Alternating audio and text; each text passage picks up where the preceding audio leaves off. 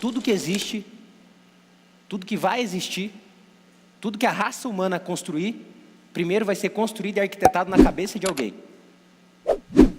Essa cadeira que você está... Pega nessa cadeira que você está sentado. Pega, vai. Encosta nela. Essa cadeira surgiu e depois ela foi pensada? Não? Primeiro ela foi pensada e depois ela foi construída. Esse auditório, essa planta desse auditório. Primeiro alguém pensou, depois ele colocou no papel e depois ele transformou no seu equivalente físico. Entenderam? O seu negócio, ele não surgiu e depois você pensou no negócio. Primeiro você pensou no negócio e aí ele surgiu. E é assim que tudo funciona.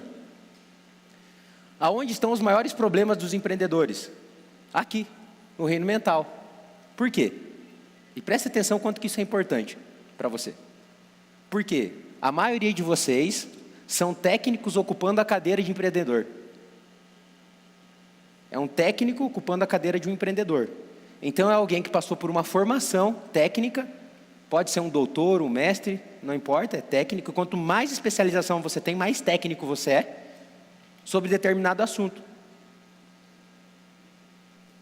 Agora, quando fala-se de construir negócio, a sua competência técnica pouco importa. O fato de você ter um diploma, um mestrado, um doutorado, não garante que você vai ser bem sucedido no negócio na área. Pelo contrário, ele quer dizer que você é um excelente técnico. E as competências que o empreendedor precisa desenvolver são diferentes.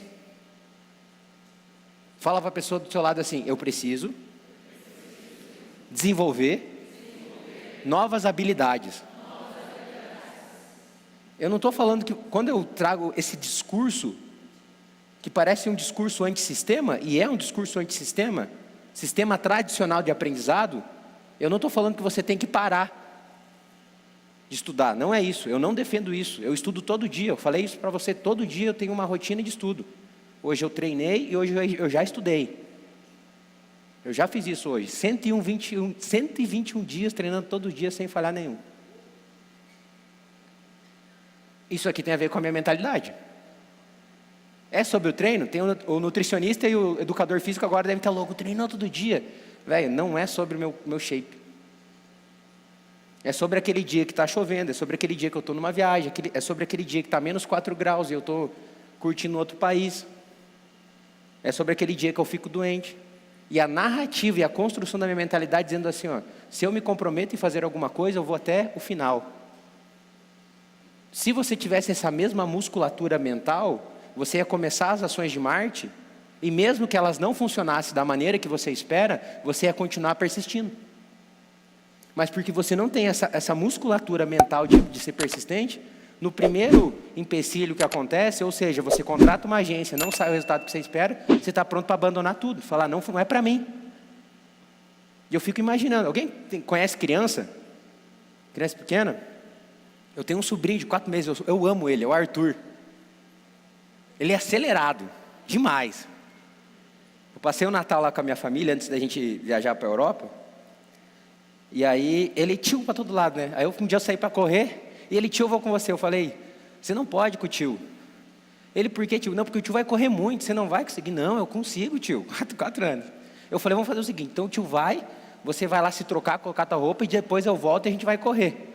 Aí eu fui, fiz o meu treino, depois eu levei ele num parque, ele correu 1 quilômetro comigo, gente, eu juro para você. Lá no trotinho dele. Mas quando ele era mais novo, ele não corria. Eu vi ele rastejar. Alguém já viu criança rastejando? Não caminha, né? E aí você olha para ele rastejando no chão, você fala, nossa, ele está lá rastejando no chão. Aí você fala assim, que lindinho. É lindo aquilo, gente? Fala sério. Tem nada de lindo aquilo. Mas você fala, que lindinho, ele está rastejando. Aí ele começa a caminhar. Como é que ele caminha? Né? Você já viu alguém caminhando assim? Aquele cara que bebe umas, ele caminha assim. É bonito isso? Sinceramente. Mas por que quando você olha para a criança caminhando, para o teu sobrinho, para o teu filho, você fala, nossa, que lindinho, está caminhando? Por quê? Porque você sabe que ele vai treinar, ele vai cair alguns tombos, ele vai ralar o joelho algumas vezes, mas vai chegar um momento da vida dele que ele vai correr. Sim ou não? E por que a criança se comporta assim? Já pensou se a criança desistisse? Não, não vou mais caminhar, não é para mim. Mas esse é um adulto, que na primeira empecilho que acontece dentro do negócio dele, ele fala, não é para mim. Contratei um colaborador, me enganou. Dei tudo pro cara, entrou na justiça, me processou. Alguém já passou por isso? Ou conhece alguém que passou por isso? Aí o programa que é formado não é para mim. Faço tudo sozinho, sou centralizador. Ou pior, você ouviu a história de alguém que aconteceu isso, e você fala, não, mas aconteceu, então não é para mim. Então imagine a criança lá no berçário. Aí um levanta e cai. Aí os outros olham e falam, não, isso não é para mim. Nem vou tentar. Vocês estão dando risada, mas eu estou fazendo uma analogia que na vida adulta, por algum motivo, nós começamos a nos comportar assim. Na primeira dificuldade, estamos prontos para desistir. Eu sou cristão. Cristão é o quê? Eu sigo a Cristo. Para mim, ele foi o maior líder da história, e a gente divide a história entre antes e depois dele. Antes e depois dele. E eu acredito fielmente que o fracasso é uma arma usada pelo mal para aprisionar as pessoas. Sabe qual que é o melhor jeito de manter alguém preso? É a pessoa não saber que ela está presa. Porque quando a pessoa toma consciência que ela está detida, que ela está presa, ela começa a querer, opa, eu quero fugir. Aí você olha para o lado e está todo mundo desistindo, ninguém está construindo, ninguém está fazendo nada, opa, é assim. Então está todo mundo mantido em cárcere e ninguém sabe. Então, eu não estou preso, eu sou livre, né? Se você não consegue se comprometer com alguma coisa, sinto muito, você não é livre. Você é livre quando mesmo você não querendo fazer, você faz. Porque aí você tem o poder de escolha. Eu tenho o poder de escolha se eu quero levantar amanhã e treinar ou não. E quando eu vou lá e treino, mesmo não estando afim, eu estou exercitando o meu poder de escolha. Agora tem gente que é refém. Primeiro fracasso, ele está pronto para desistir. Então eu acredito plenamente que o fracasso é uma arma usada pelo mal para impedir que as pessoas cresçam. Você senta e conversa com todos os empreendedores. Todos eles fracassaram em algum momento. Alguém já fracassou aqui em alguma coisa? Fez alguma ação, não foi bem sucedida? Perfeito, estamos juntos. Então todos fracassaram. Eu estava correndo na praia com o Kennedy, lá em Salvador, e ele me lembrou de uma história. Hoje eu quero que você busque isso. Vocês já ouviram falar de Graham Bell? Quem já ouviu falar de Graham Bell? Graham Bell foi o inventor do primeiro sistema de comunicação. Inventor do telefone. E graças à decisão desse homem, hoje nós temos smartphones. Ele foi o precursor disso tudo.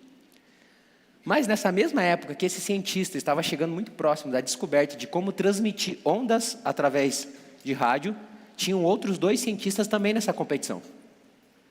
Ninguém sabe o nome deles. Eu estudei e não lembro. Que ninguém lembra dos fracassados, né? Isso é verdade. Ninguém lembra dos derrotados. Esse é um fato.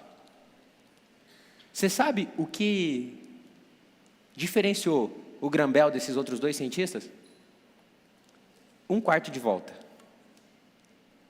Foi 1/4 de volta num parafuso, que fez com que ele conseguisse fazer a transmissão da onda de rádio. O que eu quero te ensinar com isso? O Graham Bell se tornou reconhecido na história dele por causa de 1/4 de volta. Eu quero que hoje você encontre o teu 1/4 de volta. Fala para o pessoal do seu lado assim, hoje você vai encontrar o teu 1/4 de volta. Tem pessoas aqui que elas estão próximas. O jogo muda. É um detalhe. Às vezes a gente começa a acreditar que para a gente conseguir fazer as coisas funcionarem, é 1 milhão de coisas que tem que acontecer. Na verdade, não é isso. Fala para o seu lado assim, a vida é simples. Tecnicamente ela é simples, são algumas coisas que nós precisamos aprender, aplicar e tudo funciona.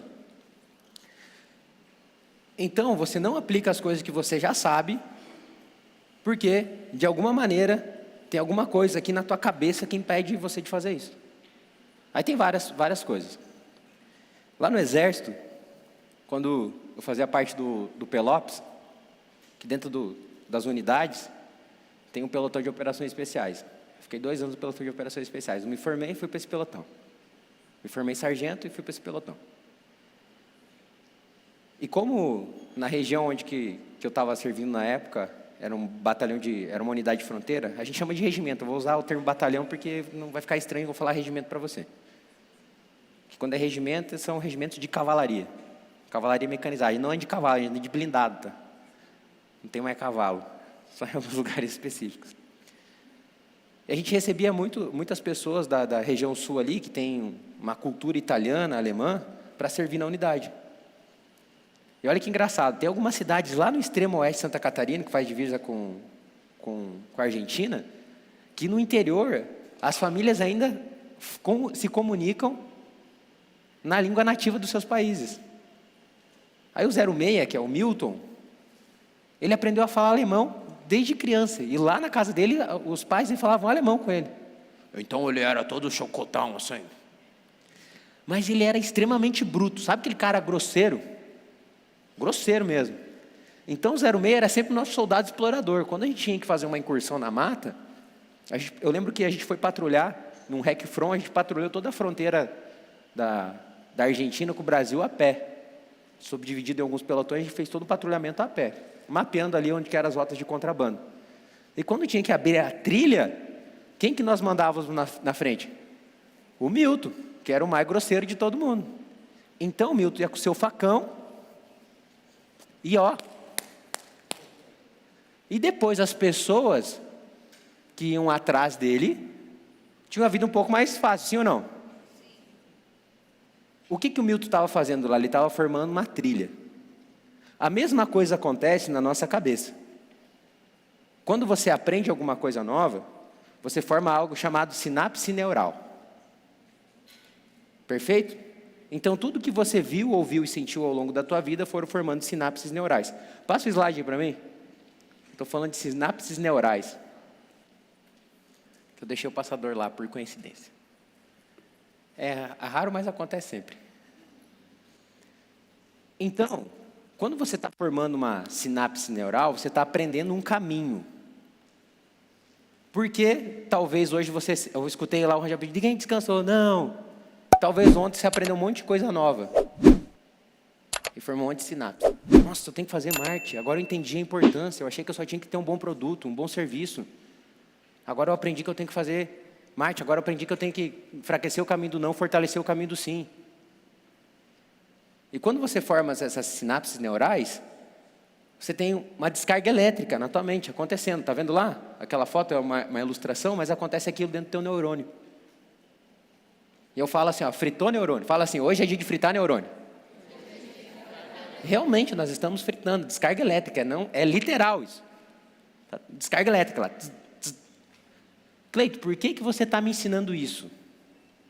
Eu estou te ensinando o porquê você não faz as coisas. Eu estou te explicando o fundamento científico do porquê você tem dificuldade de ouvir algo que tem lógica, e mesmo você sabendo que tem lógica, você não aplica. Estou te explicando o fundamento disso.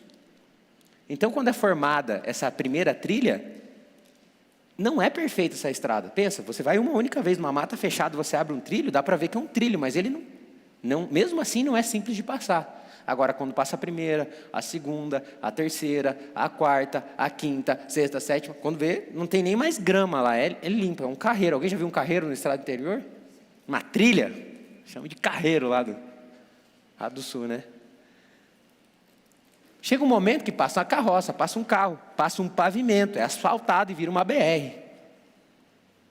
Há alguns anos atrás, não muito distante, no nosso país, várias cidades se interligavam por estradas de chão. No norte do país ainda acontece muito isso. Estava conversando agora com o Leão da Força Tática aqui, que faz a minha escolta, e eu estava falando, nossa, depois que você sai conhecendo o país todo, você vê como que é uma diversidade muito louca, porque quem mora do sul vive uma realidade, quem mora no sudeste vive outra realidade, quem mora no nordeste vive outra realidade, quem mora no norte vive outra realidade. Estamos todos no mesmo país. Então lá no norte ainda tem estrada que não tem pavimento. Tem estados que nem tem estrada para chegar. Você sabia disso? Muito louco, né? Dentro do nosso país. O que tem a ver estrada com negócio? é que se você não pavimentar essa estrada, que é a construção de um pensamento lógico sobre por que você tem que construir um marketing, por que você tem que contratar, e por que você tem que acordar pela manhã para trabalhar no negócio e não, para trabalhar o negócio e não no negócio, você vai ter desafio na frente. Mas o que acontece? Eu estou numa sala aqui que a gente tem uma média de idade mais elevada. Ou seja, você já se comporta do mesmo jeito durante muito tempo. Então você já faz as coisas do jeito que você faz durante muitos anos. Ou seja, essa estrada está pavimentada. Por isso é tão desconfortável você conseguir entrar em ação e fazer alguma coisa diferente. Se você empreende há anos, mas a gente sempre faz assim. Mas esse jeito de sempre fazer está funcionando?